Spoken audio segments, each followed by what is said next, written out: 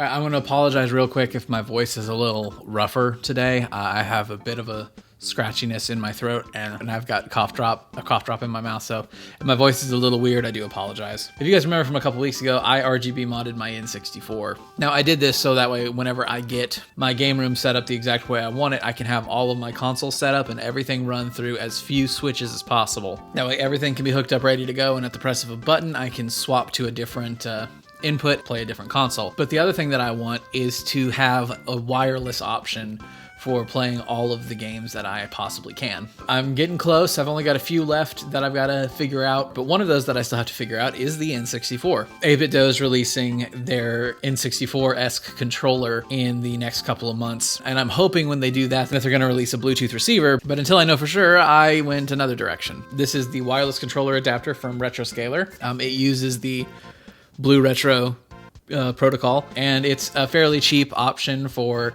wirelessly connecting a controller to your N64. I've got a bunch of different controllers that I'm going to test it with, but the two that I am most interested to make sure it works with are the most authentic experience, the NSO N64 controller, and actually the GameCube 8BitDo mod kit. Luckily, this one actually tells you how to remap controls on it if you need to, so we can adjust things if we actually have to. All right.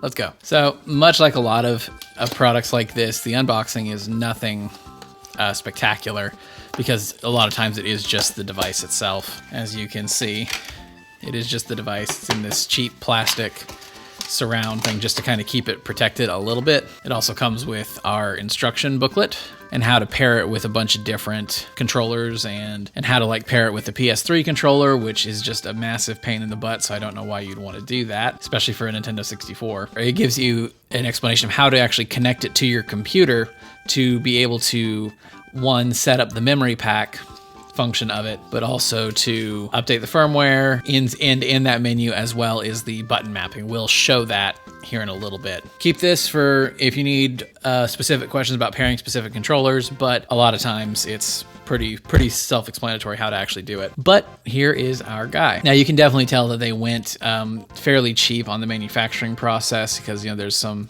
sprue right here. This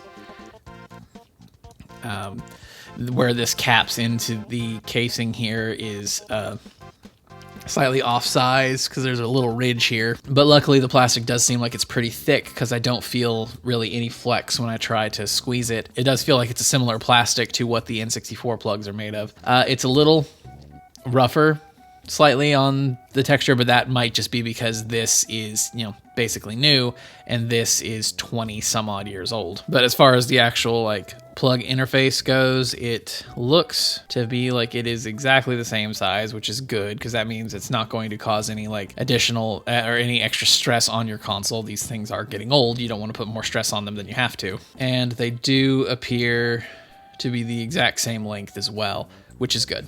On the face here, you have your LED, which will show you your pairing status. The manual gives a little information as to what the pairing status LED actually means. And on the side here, you have your button. Now, the button does a few things. What this button actually does, whenever it's connected to something, pressing it will disconnect the active controller. Holding it for 3 to 6 seconds will initiate pairing mode, and it will start looking for a new controller to pair with. And then if you keep holding it,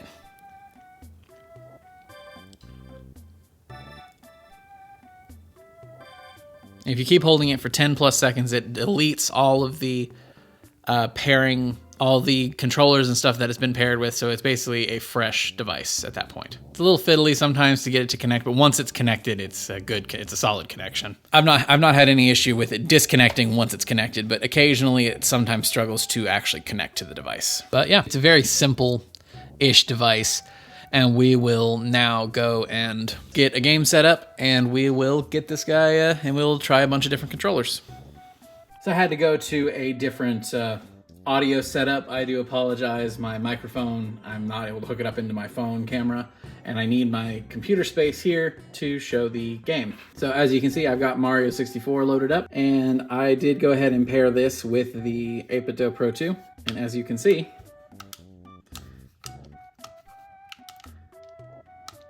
it works exactly as you'd expect. Although that you have some extra button functionality if you need it. I don't think you would. And either trigger works as the Z button. And just to give you an idea of the lag that it might introduce.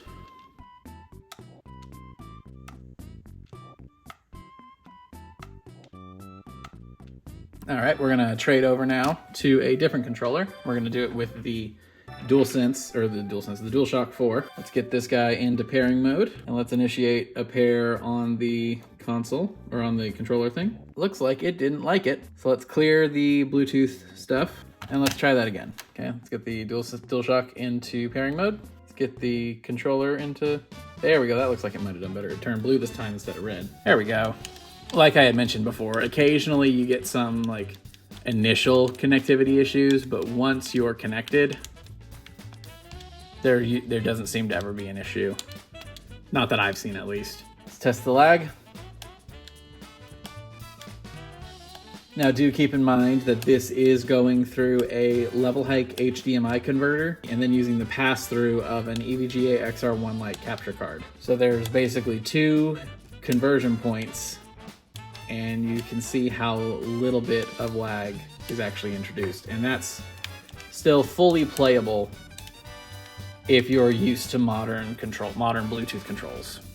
Like I'd speedrun Mario with this. All right, next we're gonna try with a DualSense controller. And you'll know it's in pairing mode when the blue lights start flashing. Put our receiver into pairing mode, and there we go.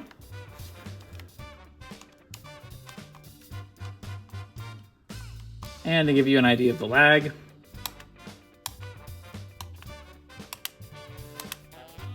next up, we're going to use an Xbox Series X controller, put it into pairing mode, and put our device into pairing mode. All right, it is not liking the Xbox Series X controller. So let me grab an Xbox One controller and see if that makes a difference. All right, I have an Xbox One controller here. That one took. So yeah, it looks like there might be an issue with the Xbox Series controller, but so long as if an Xbox One is your preferred controller, you can use this just fine. Let's show the lag.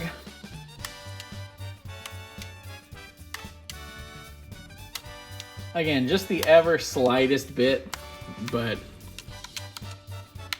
completely playable if you're used to modern gaming. Okay, so I was fiddling around with it, and I actually got the Xbox Series controller to connect. I had to clear the connections in the device, like to hold it for 10 seconds to wipe all the connections, and this was the first one connected after doing that, and it works just fine. So yeah, you can use this Xbox Series controller if you wanted to.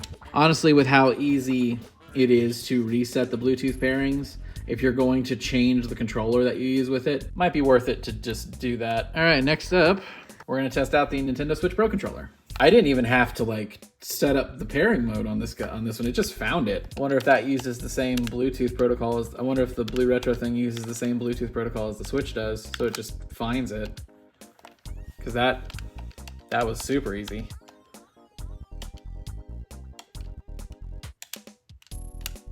Now we're going into the 2 that I was really interested to try. We're gonna first try out the 8BitDo GameCube mod kit. Let's get this guy into pairing mode. We'll get the device into pairing mode.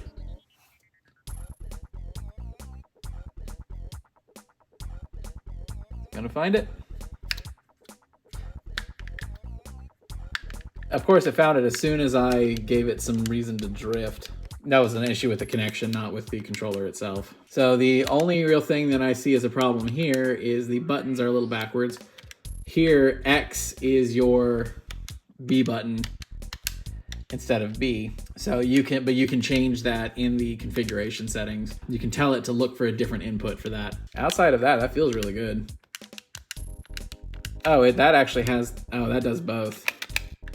Okay, that one, if you're gonna do this, you would want to make this button, the right button not, or the R button not count as the trigger, because it doesn't see it is different. It sees it both as R and a trigger, whereas it sees L as just a trigger, so you'd want to adjust that. Honestly, this might be a worthy like speedrun controller if you can adjust those connections, because this feels really good. And lastly, I wanted to test the NSO N64 controller. Let's put this guy into pairing mode. Let's initiate the pairing on the device. Found it basically immediately.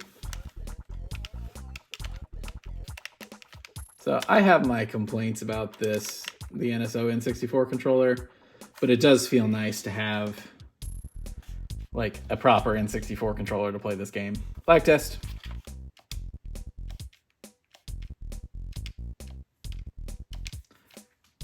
All right, so now we're going to show you getting into the actual software on the device to make sure it's set up the way you want it.